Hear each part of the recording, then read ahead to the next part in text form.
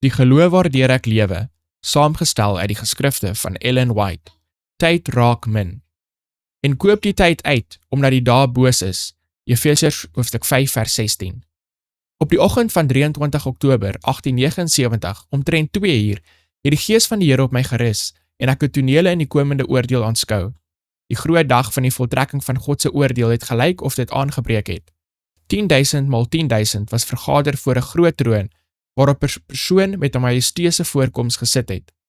Verskeie boeke was voor hom, en op die omslag van elkeen was geskryf in letters van goud, wat gelyk het soos 'n brandende vuurvlam, groot boek van die hemel. Een van hierdie boeke, wat die name bevat van diegene wat beweer dat hulle die waarheid glo, is toe oopgemaak. Soos hierdie persone een vir een genoem is, en hul goeie dade genoem is, het hul gesigte met 'n heilige vreugde opgehelder. Nog 'n boek is oopgemaak, waarin die sondes van diegene wat die waarheid bely opgeteken is. Onder die algemene opskrif van selfsug het elke ander sonde gekom. Terwyl die heilige op die troon stadig die bladsye van die groot boek oopgeslaan het, en sy oë vir 'n oomblik op individue gerus het sy blik in hul siele gebrand, en op dieselfde oomblik het elke woord en daad van hul lewens voor hul gedagtes verbygegaan, asof dit voor hul visioen in letters van vuur opgeteken is. Een klas is geregistreer as swaarkryers van die grond.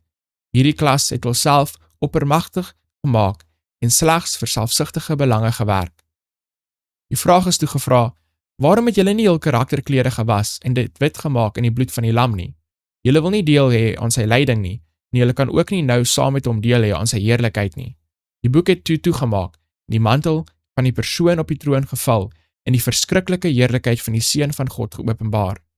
Die toneel het toe verbygegaan, en ek het myself steeds op die aarde bevind, onuitspreeklik dankbaar dat die dag van God nog nie aangebreek het nie, en dat kosbare proeftyd ons steeds gegeen word om ons vir die ewigheid voor te berei.